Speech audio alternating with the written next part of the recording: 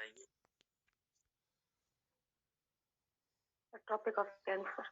Tropic of cancer.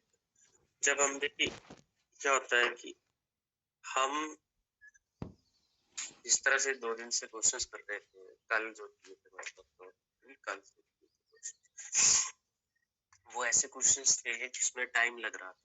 ठीक है, एक क्वेश्चन को पढ़ने में, समझने में, और बहुत सारे फैक्ट्स थे, वो सारी चीजें।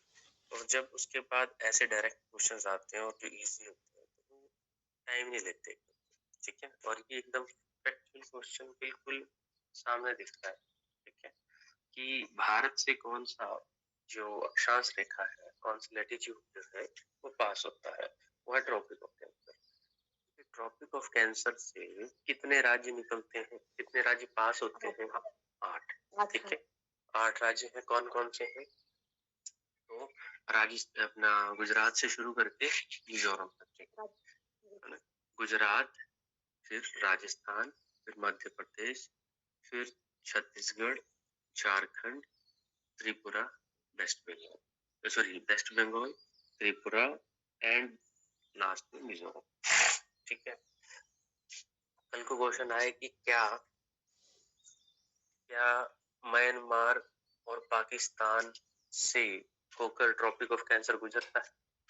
क्या नेपाल और भूटान से ट्रॉपिक ऑफ कैंसर गुजरता है? तो क्या होगा आंसर, बताइए। मैं लिख रहा हूँ क्वेश्चन, इस तरह से बता रहा हूँ कि जो ट्रॉपिक ऑफ कैंसर है वो इनमें से कौन से देश से होकर बहता है, मतलब पास होता है?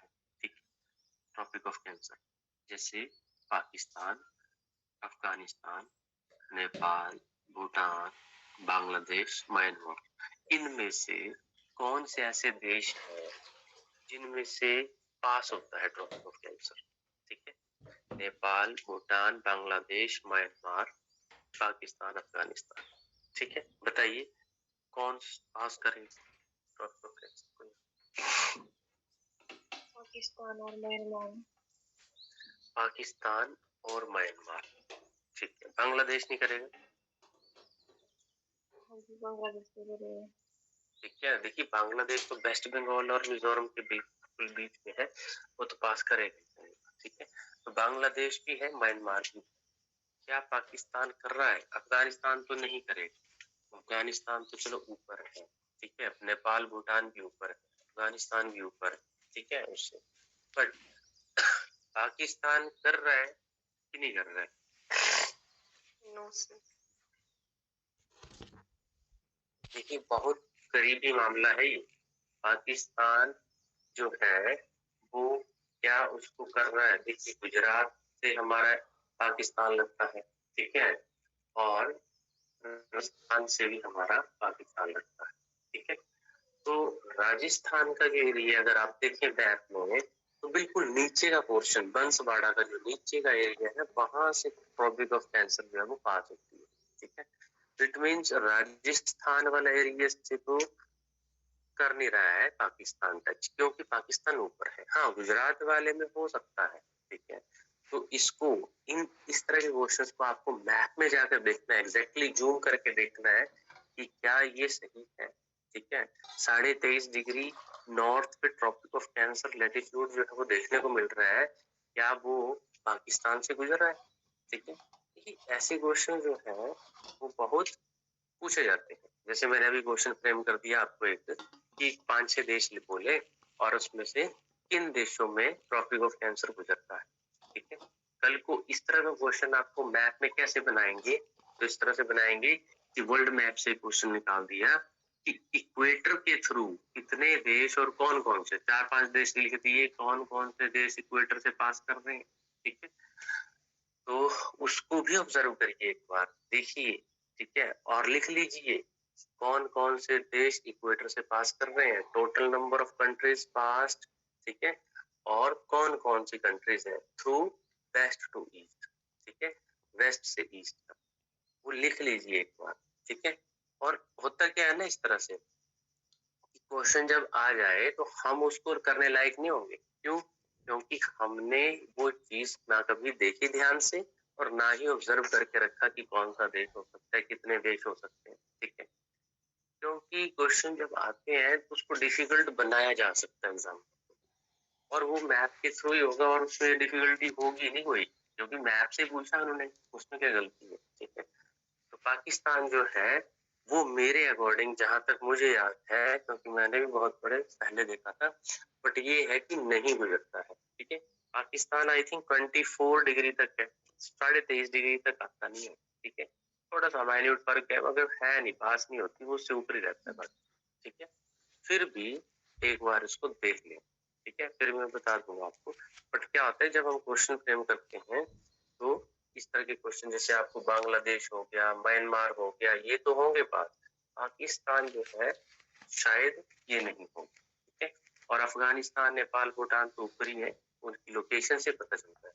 ठीक है, तो ये ध्यान रखिए। बाकी एक बार इक्वेटर को भी देख लेना आप। ठीक है, आई थिंक 13 कंट्रीज है, 13 कंट्रीज है जो इक्वेटर से पास होती है। ठीक है, चलिए नेक्स्ट क्वेश्चन है, which of the following rivers does not form any delta at its mouth? Delta कौन सी नदी नहीं बनाती है? नर्मदा। ठीक है, अब देखिए रिवर्स के बारे में आपने पढ़ रहा था कि कौन से रिवर्स मतलब डेल्टा बनाती है और कौन सी एस्चुरी बनाती है। ठीक है, नदी मुख जो है वो कहाँ बनता है? देखिए ब्रह्मपुत्र, गंगा और कृष्णा ये हैं ईस्टर्न फ्लोइंग रिवर्स, ये पूर्व की ओर बहने वाली नदियां हैं जो कि डेल्टा बनाती है।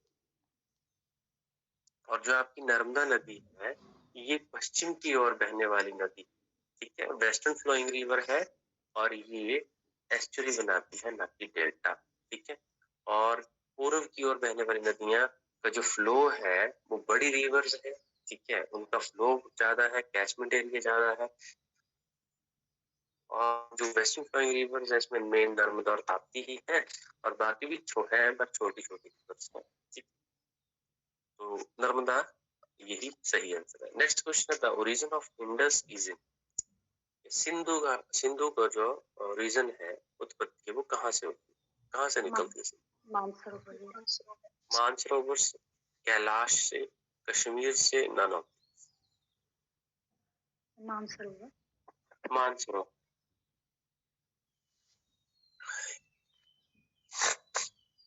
सतलुज कहाँ से निकलती है?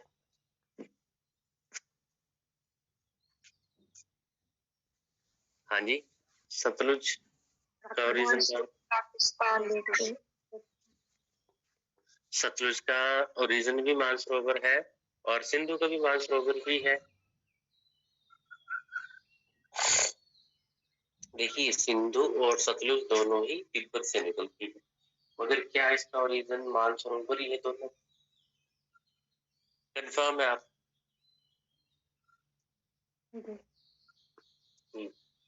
अच्छा, एक रक्षताल लेक सुना होगा आपने मानसरोवर में, उसका ओरिजिन तो वहां है। ठीक है, बट जो आपकी सिंधु है, सिंधु भी जो तिब्बत से निकलती है। ठीक है, और ये जो कैलाश रेंज है ये कहाँ है? कैलाश ये भी तिब्बत में है कि कहीं और है?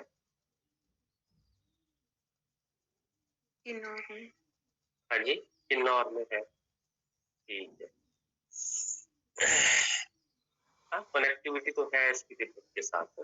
ठीक है, बट सही है, इंडस जो है वो मानसरोवर से निकलती है और मानसरोवर रेंज बहुत लंबी होती है। ठीक है, और मानसरोवर आपकी तिब्बत से निकलती है, तो वो सही है कि अब उसमें जो ओरिजिन है वो थोड़ा डिफरेंट है, थोड़ा अलग है, बट ठीक है, नियर बाय तो आपकी यही है मानसरोवर। ठीक है, नेक्स्ट है, which of the following lakes has been formed due to tectonic activity? अब ये इंडियन ज्योग्राफी का क्वेश्चन है, कंटेक्स्ट। इंडिया में कौन सी ऐसी लेक है जो टेक्टोनिक एक्टिविटी से, भूकंप की वजह से बनी है? बुल्लीगढ़ लेक, वुलर लेक और सांबर लेक। ठीक है, बिल्कुल। चिल्का लेक जो है, सॉरी वुलर लेक जो है वो आपकी टेक्टोनिक एक्टिविटी की वजह से बनी हुई है, क्योंकि ये जो लेक है, ठीक है, वुलर लेक, ये जे.एंड.के में, और जे.एंड.के में ये टेक्टोनिक एक्टिविटीज वजह से बनी हुई, ठीक है, क्योंकि ज्यादातर जो भूकंप है वो आपके हिमालयन रीजन में आते हैं और वहीं पर उनका प्रभाव देखने को ज्यादा मिलता है। कैटेगरी 5 की कैटेगरी में आते हैं, ये काफी डेंजरस वो है, वनरेबल है आपके के लिए, इसलिए ये वुलर लेक सही है। सांबर लेक कहाँ है? राजस्थान में। सबसे ज्यादा खारी है, सबसे ज्यादा नमक वाली लेक है। चिल्का लेक सबसे बड़ी लेक है इंडिया की, ठीक है, और ये है उड़ीसा में, ठीक है। और पुलिकट लेक कहाँ है? आंध्र प्रदेश है। आंध्र प्रदेश में है, आंध्र प्रदेश तमिलनाडु बॉर्डर पे है पुलिकट लेक, ठीक है। तो एक देखिए लोनार लेक भी है, ठीक है, सुना होगा आपने, बहुत आती है वो भी। लोनार लेक कहाँ है? महाराष्ट्र। हाँ, महाराष्ट्र में है। लोनार लेक के बारे में क्वेश्चन आते हैं क्योंकि उसका जो पानी है, ठीक है, वो पिंक हो रहा था, ठीक है, उसमें थोड़ा पिंक जैसा कलर जो है उसका बन रहा था पानी का। तो महाराष्ट्र में है लोनार लेक, और वो कैसे बनी है वो भी पूछा जाता है। तो वो बनी है एक उल्का पिंड गिरता है ना, उसकी वजह से, है ना। क्या बोलते हैं उल्का पिंड को हिंदी इंग्लिश में? वही की बात डिस्कशन कर लेते। उल्का पिंड के गिरने की वजह से होता है, ये बना था ये लोनार लेक, ठीक है। उल्का पिंड मतलब जो आपके, हाँ, मिटेरॉइड गिरने से हुआ, ठीक है, क्योंकि कोई चीज जब जोर से ऊपर की नीचे गिरेगी तो एक मतलब गड्ढा सा बन जाता है, ठीक है, होल जैसा बन जाता है, उसकी वजह से। तो ये ध्यान रखिएगा, टेक्टोनिक एक्टिविटीज की वजह से वुलर लेक जे बनी थी, और मेटेरॉइड की वजह से, उल्कापिंड के गिरने से वुलर लोनार लेक महाराष्ट्र में बनी थी, ठीक है। एक बहुत फेमस लेक है इंडिया में, वो पूछी जाती है, ठीक है, लोकटक लेक, लोनार की तरह लोकटक, मणिपुर में, ठीक है। वहां पे उस लेक को तैरते हुए टापू की झील कहते हैं, ठीक है, तो फ्लोटिंग लेक कहा जाता है उसको, ठीक है। तो तैरते हुए टापू की झील लोकटक झील है। कई बार डायरेक्ट क्वेश्चन आता है कि लोकटक है क्या? लोकटक इज ए लेक, ठीक है। लोकटक जो है वो तैरते हुए टापू की झील है, और वहां पे एक नेशनल पार्क भी है, जो भी तैरता हुआ नेशनल पार्क भी बोलते हैं उसको, ठीक है। दैट इज केबुल, ठीक है, Keibul Lamjao national park, very very important, और वो मणिपुर में है। चाहे वो लेक लोकटक बोले, चाहे वो नेशनल पार्क केबुल लामजाओ बोले, मणिपुर न्यूज में है, ठीक है।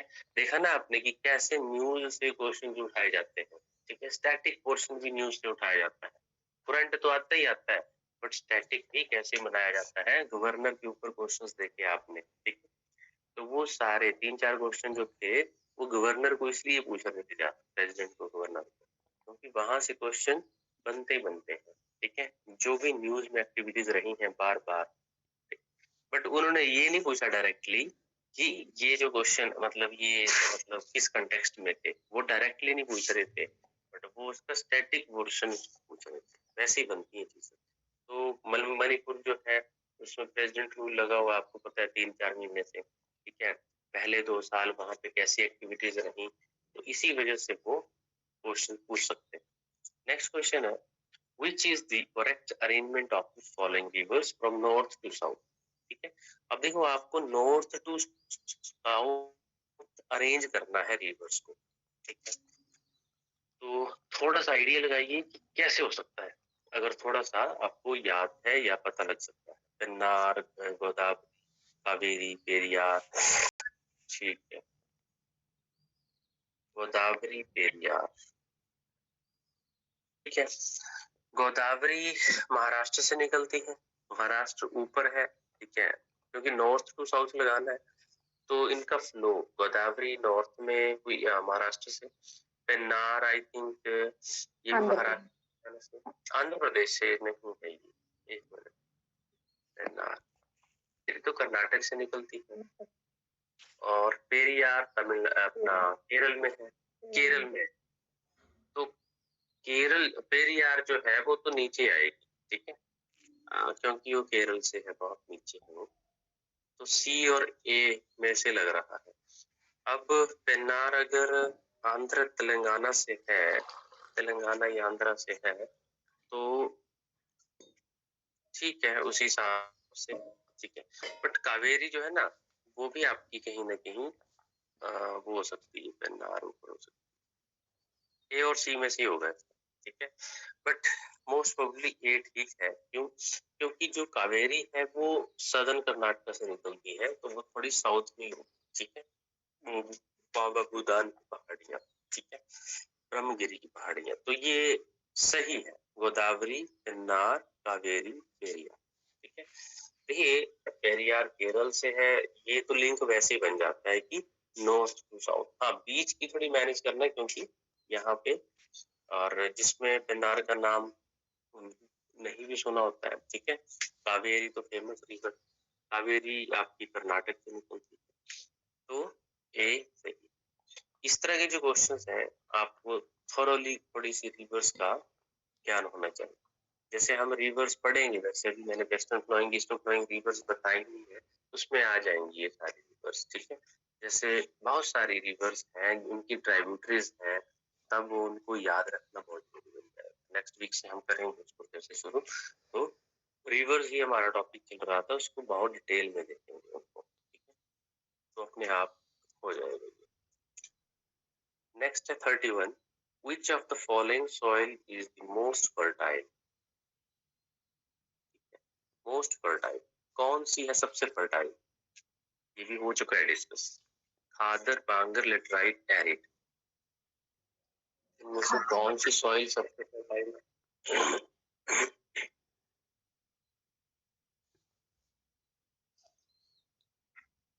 खादर। हाँ जी खादर। देखो खादर और बांगर एलुवियल सॉइल है, जलोढ़ मिट्टी है। एक नई जलोढ़ मिट्टी है, एक पुरानी मृदा है, ठीक है। अब देखिए इसमें भी मैंने बताया था कि कंपैरेटिवली देखें तो कौन सी ज्यादा फर्टाइल है? खादर, क्योंकि इसमें हर साल नई परत आती है, ठीक है। और जब नई परत आएगी तो वो कहीं ना कहीं अपने साथ पहाड़ों से सिर लाती है, पहाड़ों से है ना, नदियों के साथ बह करके वो नई मिट्टी फॉर्मेशन करती है, नई लेयर बनती है। उस लेयर में फर्टिलिटी ज्यादा होती है एज कम्पेयर टू बांगर, ठीक है। तो सही आंसर है खादर। खादर और बांगर दोनों ही एलुवियल सॉइल की टाइप, ठीक है। मैंने इसमें आपको बताया हुआ है, शायद बांगर में कंकर होते हैं, कंकर भी बोलते हैं, तो ठीक है। तराई रीजन भी बताया था, फिर मैंने भी बताया था, आपके साथ डिस्कस किया था शायद एक और खादर, बांगर और भावर, ठीक है, शायद किए हैं डिस्कस। तो लेटराइट सॉइल जो है ये भी हमें पता होनी चाहिए। लेटराइट सॉइल जो है ये प्लांटेशन क्रॉप्स के लिए बहुत सही है, ठीक है। जैसे प्लांटेशन क्रॉप्स क्या होती है, जैसे टी है, कॉफी है, रबर है, ठीक है, इसके लिए बहुत सूटेबल है, ठीक है। ध्यान रखना लेटराइट सॉइल। लेटराइट सॉइल जो है ये आपको ज्यादातर मिलेगी दक्षिण भारत में मिलती है ये ज्यादा, जैसे आपका केरल है ना, तमिलनाडु है, ठीक है। तमिलनाडु में कम, बट केरल और कर्नाटक में ज्यादा मिलती है, ठीक है, लेटराइट सॉइल। इवन आपका असम है, क्योंकि टी बहुत ज्यादा होती है असम में, तो वहां पे मिलेगी। असम मेघालय में भी लेटराइट सॉइल है, ठीक है। तो laterite soil is suitable for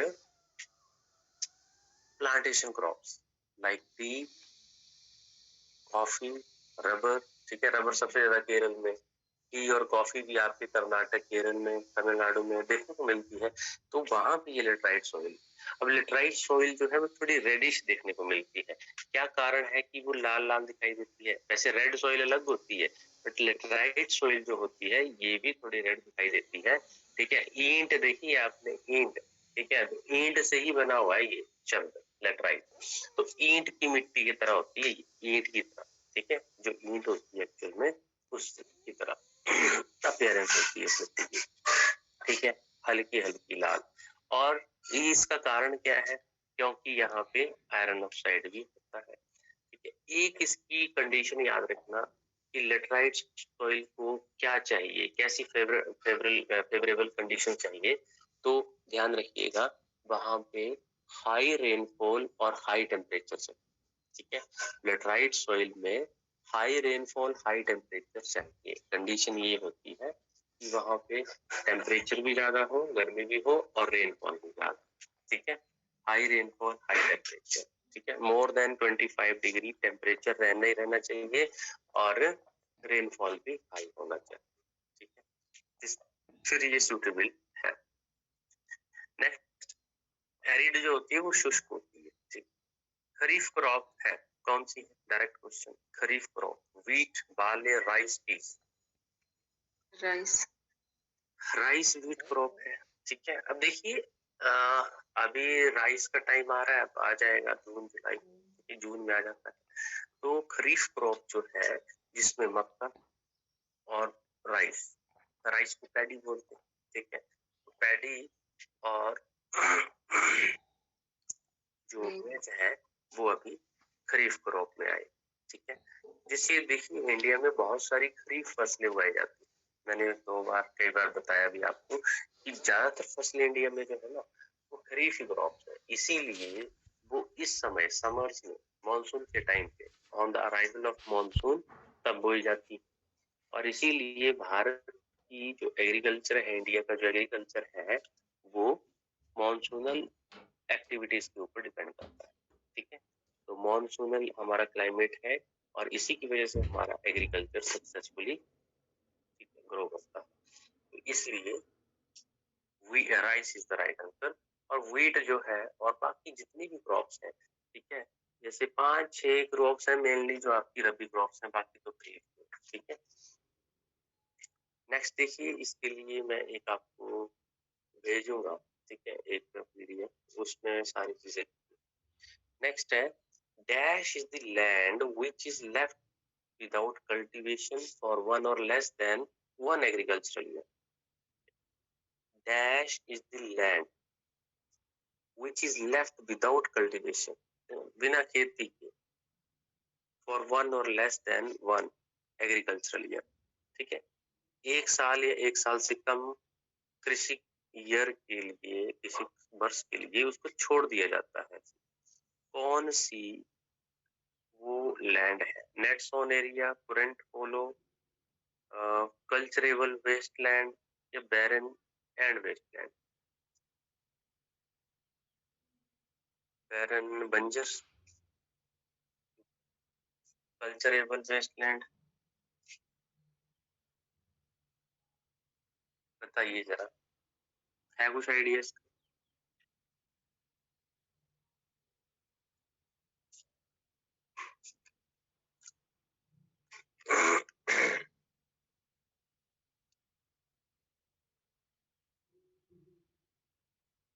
देखिए, जो कल्चरेबल वेस्टलैंड है, ठीक है, अब देखिए ये जो कल्चरेबल वेस्टलैंड है जहाँ पे उगाया भी जाता है बट उगाता नहीं आदमी को, जिसको बोलते हैं ना खिल्ली। ठीक है, खिल, तो खिल्ली जो लैंड होती है उसमें ऐसा नहीं है कि वो बंजर हो जाएगी धीरे धीरे अगर आप उसको वहां पे संवारेंगे नहीं, उसको है ना यूज नहीं करेंगे, वहां पे खेती नहीं उगाएंगे, तो वो एक कल्चरेबल वेस्टलैंड होती है। हो सकती है खेती वहां पे बट आप उसको छोड़ के रखे हुए हैं। ठीक है, 2-3 साल 4 साल 5 साल से कुछ उसमें बोया ही नहीं है। ठीक है, तो फिर वो एक कल्चरेबल वेस्टलैंड हो जाती है। बैरन एंड वेस्टलैंड, बैरन वेस्टलैंड कौन सी होती है? जो एक्चुअल में है ही बंजर। ठीक है, हो सकता है वहां पे पत्थर ज्यादा है, वहां की मिट्टी जो है वो सूटेबल नहीं है, तो वो वेस्टलैंड ही है इस तरह से। ठीक है, उसको भी उगाया जा सकता है, उसको भी ठीक किया जा सकता है, बट उस पे नहीं करेंगे तो वो और ज्यादा और ज्यादा वेस्ट हो सकती है। नेट सोन एरिया और कोरेंट फॉलो, ये तो हम चलो एग्रीकल्चर जब पोर्शन पढ़ेंगे, ठीक है, ज्योग्राफी में एग्रीकल्चर का इंडिया के कंटेक्स्ट में, तो हम इन चीजों को भी देखेंगे। ठीक है, नेट सोन एरिया तो ये है कि एग्जैक्टली कौन सा एरिया है जहाँ पे बोया जाता है। ठीक है, बट इसका जो क्वेश्चन का आंसर होगा वो क्या होगा, तो वो देखने वाला होगा, क्योंकि अभी इस हिसाब से एग्रीकल्चर के ऊपर जो है वो डिटेल में चीज की भी नहीं है और मेरे को याद भी नहीं आ रहा है कि कोरेंट फॉलो क्या है। बाकी चलो थोड़ा आइडिया लग रहा है, तो देखते हैं इसको क्वेश्चन। ठीक है, ये एग्रीकल्चर के उसमें आएगा next. Next, Rana Pratap Sagar is located. ये कहाँ है राणा प्रताप सागर? राजस्थान। प्रताप सागर राजस्थान में, क्योंकि राणा महाराणा प्रताप के ऊपर है, महाराणा प्रताप सागर जो है वो ठीक है। महाराणा प्रताप जो थे वो राजस्थान की थे, इनके बारे में हिस्ट्री में पढ़ा है। हिमाचल में भी एक लेक है इनके नाम से, पता है आपको कौन सी है? पोंग लेक। महाराणा प्रताप सागर डैम, ठीक है, तो वो पोंग लेक है हिमाचल कांगड़ा, और ये राजस्थान में होगा। ठीक, Rihand dam is on the border of, Rihand dam किसके बॉर्डर पे है? UP and MP. ये यूपी में भी दो ऑप्शन है ना, यूपी बिहार या UP Madhya Pradesh? UP MP. ठीक है, रिहंद डैम जो है वैसे तो वो यूपी पे ही है, मगर बॉर्डर वहां लगता है मध्य प्रदेश, यूपी और एमपी के बॉर्डर पे रिहंद डैम है। ठीक है, रिहंद, ठीक है। Which tropical vegetation requires more than 10 centimeter of rainfall? 10 centimetre से ज्यादा रेनफॉल किस प्रकार की वनस्पति को चाहिए? Thorny vegetation, temperate grasslands, wet vegetation या नन ऑफ? अब देखिए 10 सेंटीमीटर, ये डेजर्ट एरिया की बात कर रहा है। Which tropical vegetation requires more than 10 centimeter rainfall? More than 10 मतलब 11, 12, 15, 20, तब भी तो वो क्या होगा? ठीक है, वेट वेजिटेशन तो हो नहीं सकती क्योंकि बारिश का लेवल कम है। ठीक है, और थोर्नी या टेम्परेट ग्रासलैंड की बात कर रहा है ये। अब टेम्परेट ग्रासलैंड जो होते हैं वो हमारे टेम्परेट, मैंने एक रीजन बताया था आपको कि ये कौन सा एरिया होता है जो आपके ट्रॉपिक से ऊपर होता है, ये ट्रॉपिक से नीचे होता है। जैसे ट्रॉपिक ऑफ कैप्रिकॉर्न से नीचे होगा और ट्रॉपिक ऑफ कैंसर से ऊपर, मतलब हाइट्स पे होता है। ठीक है, टेम्परेचर सॉरी टेम्परेट ग्रासलैंड, तो उनमें चाहिए 10 सेंटीमीटर से या फिर थोर्नी वेजिटेशन। तो अगर आप इस रेंज देखें तो 10 सेंटीमीटर जो है, मैंने बताया था आपको कि जो हमारे डेजर्ट होते हैं उसको हम 25 सेंटीमीटर से कम रेनफॉल हो रही है, ठीक है, तो वो थोर्नी वेजिटेशन, तो वो एक डेजर्ट ही एरिया, और डेजर्ट एरिया में थोर्नी वेजिटेशन भी देखने को मिलेगी, लाइक राजस्थान। ठीक है, राजस्थान में अगर आपको थार डेजर्ट की बात करें तो 25 सेंटीमीटर से कम बारिश होगी। ठीक है, तो नॉर्मली 10 सेंटीमीटर तो हो ही जाती होगी, 5-10 सेंटीमीटर। ठीक है, बट तो काफी कम है, इसलिए थॉर्नी वेजिटेशन के लिए सूटेबल है। ठीक है, और ये रिक्वायर भी है, थोड़ा बहुत तो बारिश चाहिए। जैसे आपको एवरेज लाहौल स्पीति में बताइए मैंने 5 सेंटीमीटर। ठीक है, तो 5 सेंटीमीटर है स्पीति में, और स्पीति का एरिया जो है ओल्ड डेजर्ट के नाम से जाना जाता है। ठीक है, तो वेजिटेशन के ऊपर क्वेश्चन इस तरह से आ जाते हैं, एग्रीकल्चर के ऊपर क्वेश्चन आ जाते हैं, वेजिटेशन एग्रीकल्चर, ये बहुत फेमस, बहुत अच्छे क्वेश्चन आते हैं इसके ऊपर। चलिए नेक्स्ट 3-4 स्टेटमेंट है, ये भी एक अच्छा क्वेश्चन लग रहा है। Consider the following statement. National parks, पहली है national parks are a special category post where people are an integral part of. दूसरा है sanctuaries are concern with conservation of particular species, और तीसरी है biospheres reserve are connected with the habitat of a particular wildlife. ठीक है, wild animal.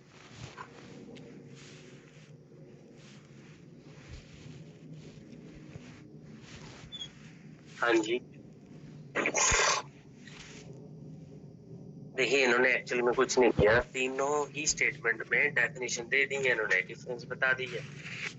ठीक है, national park का, वाइल्ड लाइफ सेंचुरी का और बायोस्फीयर रिजर्व। ठीक है, अब क्या ये स्टेटमेंट सही है? नेशनल पार्क जानते हैं आप क्या होता है? नेशनल पार्क जो है स्पेशल कैटेगरी कोस्ट्स है where people are an integral part of the system. क्या ये सही?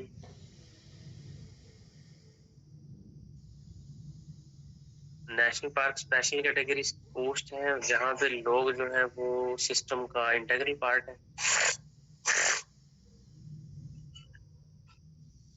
कैसा है? Sanctuaries are concerned with conservation of particular species. Sanctuaries हैं वो पर्टिकुलर स्पीशीज को कंजर्व करने के साथ संबंधित है। और जो बायोस्फीयर रिजर्व्स हैं इनका जो है कनेक्शन वो वाइल्ड एनिमल, जंगली जानवरों के, पर्टिकुलर जंगली जानवरों के, ठीक है, हैबिटेट से जुड़ा हुआ है। देखिए अगर आप इनको देखें तीनों, सबसे छोटे स्तर पे आती है वाइल्ड लाइफ सेंचुरी, फिर आता है नेशनल पार्क और लास्ट में आता है बड़े लेवल पे बायोस्फीयर रिजर्व। ठीक है, अगर आप बात करें तो वाइल्ड लाइफ सेंचुरीज, जैसे मैंने आपको कुल्लू में बताया था कि तिरथन वाइल्ड लाइफ सेंचुरी जो है वो नेशनल पार्क बनने की वजह से, ग्रेट हिमालयन नेशनल पार्क बनने की वजह से वो मर्ज हो गई। तो सेंचुरीज छोटा एरिया है as compare to national park, छोटी छोटी सेंचुरीज को मिला करके नेशनल पार्क बन जाता है। और जब 2 या 3 4 नेशनल पार्क इकट्ठे हो जाए या उनको मिला दिया जाए तो एक बायोस्फीयर रिजर्व बन जाता है। तो ये आपकी छोटे से लेकर बड़े तक की रेंज है इस तरह से, वाइल्ड लाइफ सेंचुरी, फिर नेशनल पार्क, फिर बायोस्फीयर। क्या नेशनल पार्क्स में आदमी, जैसे लिखा है ना people are integral part of the system, क्या ये सही है? नेशनल पार्क्स में बंदा घूमने तो जा सकता है बट विद सर्टेन रिस्ट्रिक्शंस। ठीक है, सेंचुरीज में घूमने जा सकता है, वहां पे भी कुछ रिस्ट्रिक्शंस है। बायोस्फीयर में भी जा सकता है बट रिस्ट्रिक्शंस के साथ। ऐसा तो है नहीं कि आप देखो बायोस्फीयर रिजर्व में तो बहुत बड़ा एरिया होता है। ठीक है, जैसे आप इंडिया में सबसे पहला बायोस्फीयर रिजर्व बना था 1986 में, कौन था वो, नीलगिरी बायोस्फीयर रिजर्व। ठीक, तमिलनाडु, कर्नाटक और केरल तीनों स्टेट्स में फैला हुआ है। ठीक है, नीलगिरी बायोस्फीयर रिजर्व। तो बायोस्फीयर रिजर्व जो है ये भी, बट ये क्या, जो इन्होंने डेफिनेशन दी है, habitat of a particular wild animal, एक पर्टिकुलर वाइल्ड एनिमल के लिए जाना जाता है, हैबिटेट है बायोस्फीयर रिजर्व। और सेंचुरीज जो है वो पर्टिकुलर स्पीशीज को ही कंजर्व करती है। स्पीशीज और वाइल्ड एनिमल, ये पूछ रहा है which of the statements given above is or are correct। ठीक है जी, तो देखिए जो सेंचुरीज होती हैं ये पर्टिकुलर स्पीशीज को कंजर्व करती हैं। ठीक है, छोटे लेवल पे तो पर्टिकुलर स्पीशीज ही होती हैं। जैसे अगर हम बात करें, आप सेंचुरीज की बात करेंगे, हिमाचल में 32 सेंचुरीज। ठीक है, तो इसमें कोई पर्टिकुलर स्पीशीज ही देखने को मिले, ऐसा है क्या? जैसे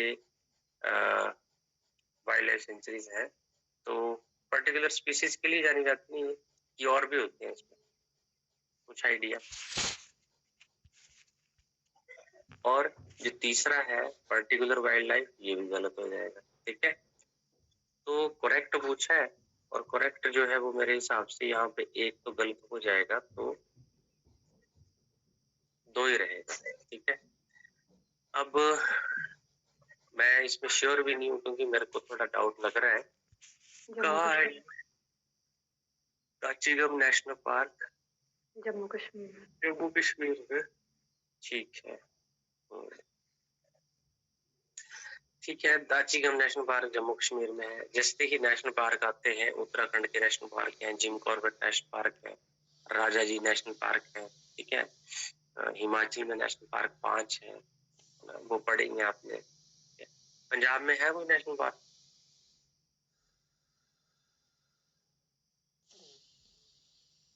पंजाब और हरियाणा में नेशनल पार्क है, पता है किसी को? देखिए पंजाब और हरियाणा में नेशनल पार्क नहीं है। ठीक है, जहां तक मुझे पता है, क्योंकि पंजाब और हरियाणा में आपका जो फॉरेस्ट एरिया वो है ही नहीं, ये ना के बराबर है। फॉरेस्ट एरिया बहुत कम है पंजाब और हरियाणा। ठीक है, और वहां पे ट्राइबल पीपल और ये नेशनल पार्क सेंचुरीज ये वगैरह नहीं है वहां पे। ठीक है, नेक्स्ट है the minimum short term natural hazard. Natural hazard short term minimum सबसे कम कौन सा हो सकता है? ब्लिजार्ड, ठंडी हवा, earthquake, volcanic eruption, bolt of lighting. Lightning का लग bolt of lightning. Minimum short term hazard. अब देखिए, क्योंकि ये जो थंडरिंग होती है, ये जो लाइटनिंग होती है, ये स्पेसिफिकली कभी कभार जो है वो कहीं पे गिर जाए तो वहां पे पर्टिकुलर जगह को हिट करती है। ठीक है, अर्थक्वेक, वोल्केनिक इरप्शन, ये तो बहुत खतरनाक चीज है। ठीक है, ब्लिजार्ड जो है ये भी कुछ हद तक नुकसान कर सकती है, ठंडी हवा। ठीक है, तो एक शीतलहर फैला सकती है। पर जो बोल्ट ऑफ लाइटनिंग है, ये तो एक पर्टिकुलर मिनिमम इम्पैक्ट हो गए। ठीक है, बहुत बट होता तो है, बट इनकी कंपैरिजन कम है। ठीक है, next which among the following national highway routes is the longest?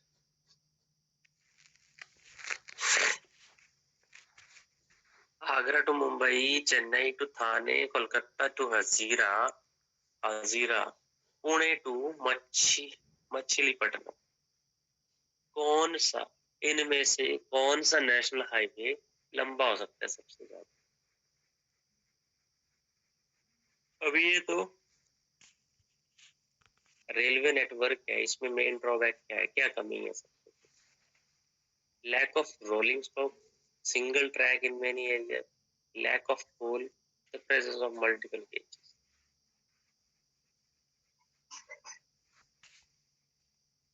एक मुख्य कमी क्या लगती है, क्या ड्रॉबैक लगती है? ट्रेन जो है अब तो बहुत कम चलती है, तो बिजली से चलती है। ठीक है, तो ये तो हो नहीं सकता। प्रेजेंस ऑफ मल्टीपल गेजेस, बहुत ज्यादा जो है वो, ये जो मल्टीपल गेजेस जो है, जैसे गेज क्या होता है, जैसे narrow gauge, broad gauge, metre gauge, तीन है ना ये। हमारे इंडिया में तीन तरह की ट्रेन चलती है।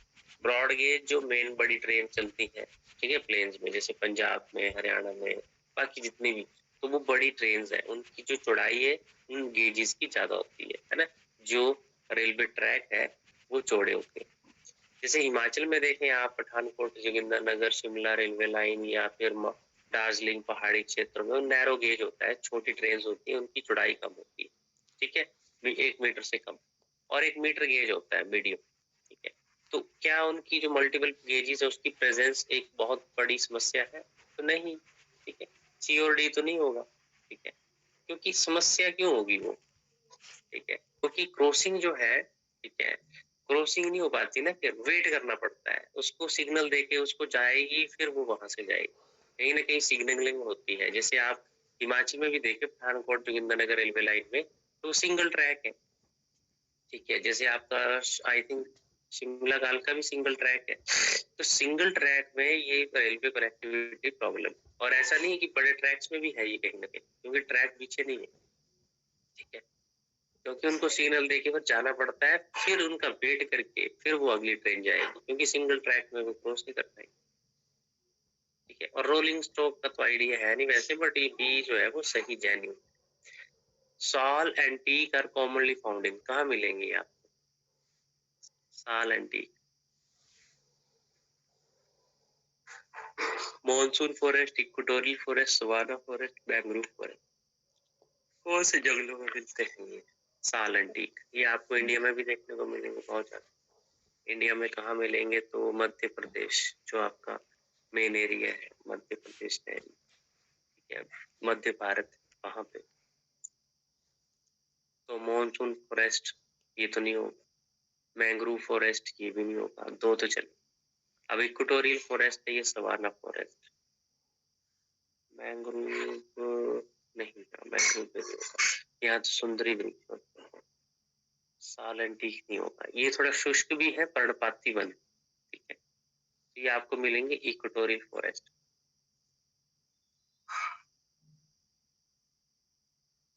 ठीक है जी, क्योंकि इक्वेटर के इक्वेटोरियल फॉरेस्ट और सवाना फॉरेस्ट।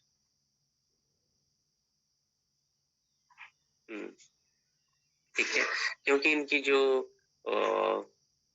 क्लोजनेस है वो इक्वेटर की तरफ ज्यादा है। वहां पे मिलते हैं, ये गर्म है इलाके, ठीक है। The national river conservation directorate function under which ministry? Union ministry. National river conservation, बताइए आइडिया कौन से मिनिस्ट्री के अंडर आएगा river conservation? Water resources. Water resources ministry. Agriculture तो नहीं होगा, साइंस एंड टेक नहीं होगा, तो रिवर कंजर्वेशन कहाँ होगा? जब रिवर है तो वाटर रिसोर्सेज, वाटर कंजर्वेशन वहीं पे होगा, ठीक है। Water resources. Oldest mountain range in India? Aravalli. Aravalli. Among the following states of India, which one has the oldest rock formation in the country? सबसे पुरानी रॉक फॉर्मेशन इंडिया में कौन सा स्टेट है? अच्छा क्वेश्चन। हाँ जी, बाकी देखते हैं चार को। Among the following states of India, which one has the oldest rock formations in the country? Assam, Karnataka, Bihar, Uttar Pradesh. Oldest rock formation. अब देखो गोंडवाना लैंड सुना होगा, oldest rock formation Gondwana land, उसके हिसाब से गोंडवाना लैंड साउथ का है, Karnataka should be the right answer, ठीक है।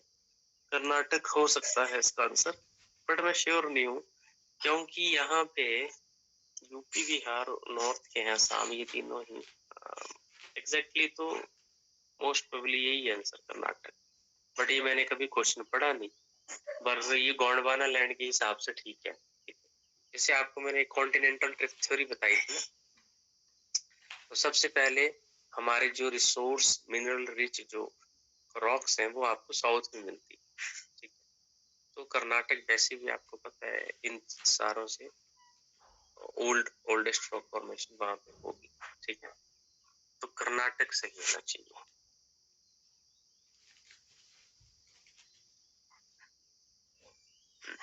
चलिए ठीक है जी, फिर मिलते हैं शाम को। बाकी 2-3 क्वेश्चन थे उसको मैं कब